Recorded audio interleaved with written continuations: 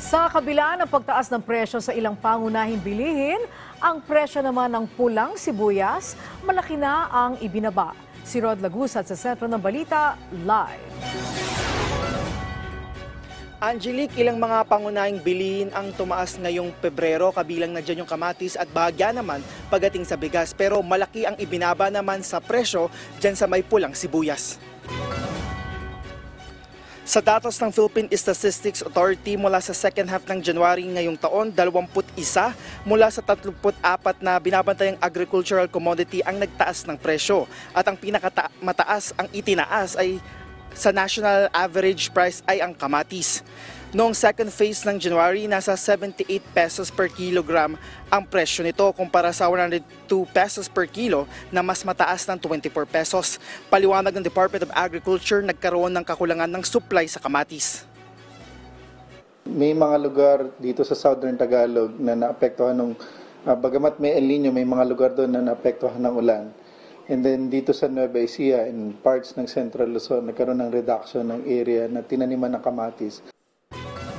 Dagdag pa ng DA, ang Quezon Province lang ang naapektuhan ng ulan sa Southern Tagalog, habang ang Laguna at Batangas ay bahagya namang naapektuhan. Ayon kay Assistant Secretary de Mesa, mabilis lang recovery ng kamatis na aabot sa loob ng 1 hanggang 2 buwan. At dahil tuloy-tuloy ang epekto ng El Nino, hindi ganun makaka-apekto ito, lalo't hindi naman malakas sa tubig ang kamatis na kaya pabor ang dry areas. Pagdating naman anya sa iba pang mga produkto na may naging pagtaas at minimal o hindi naman ganun malakas o mataas ang itinaas, ay kabilang dito ang bigas na nasa 0.79 pesos ang itinaas sa well milled. Pagdating naman sa special ay nasa 0.68 pesos at ang regular milled naman ay nasa 0.46 pesos ang itinaas. At dahil sa nakikitang pagbaba sa presyo ng bigas sa international market, umaasa ang Department of Agriculture na patuloy na itong bababa. And it will have an impact doon sa mga parating pa natin na imported rice.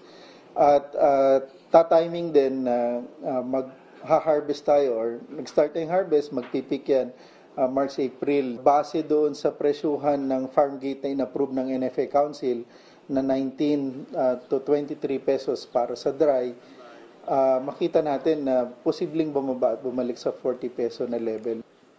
Ito ay particular na sa regular milled at well-milled rice na posibleng mangyari sa mga susunod na linggo o buwan. Samantala, malaki naman ang ibinaba ng presyo ng pulang sibuyas. Mula sa 188 pesos kada kilo noong second half ng January kumpara sa 174 pesos na kada kilo nito ngayong first half ng Pebrero, bumaba ito ng nasa higit 13 pesos. Ayon sa Department of Agriculture, tumaas ang area of production para sa sibuyas na 40%, tulad na lang sa mga lalawigan ng Nueva Ecija sa Central Luzon. At ngayong darating na March at April ay ang peak ng harvest din ng sibuyas. Dahil dito may pangamba ang grupong sinag na pag bumaba pa ang presyo ng sibuyas.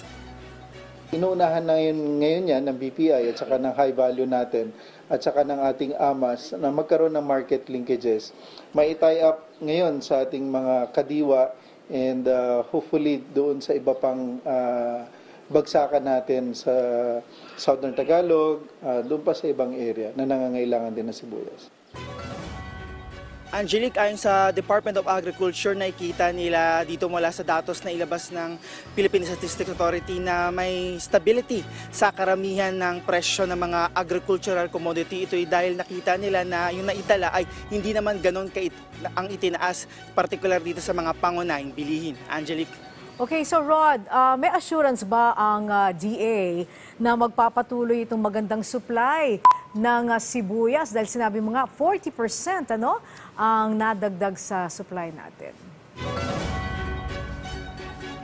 Angelique, nabanggit kanina ng Department of Agriculture na dahil itong darating na susunod na buwan, Marso at Abril ay harvest season na. So umaasa sila na mas marami pang mga sibuyas ang dadagdag sa merkado na siyang mas magpapababa pa sa presyo nito. At kasabay nito ay hindi naman pinapabayaan ng Department of Agriculture kasi nga pangamba ng grupong sinag dahil sa pagbaba ng presyo ay baka wala naman sang kitain yung mga nagtatanim ng sibuyas. Kaya ang ginagawa dito ay nagkakaroon ng market linkages katulad na lang sa kadiwa para magkaroon ng market itong mga sibuyas. Angelique. Alright, maraming salamat, Rod Lagusad.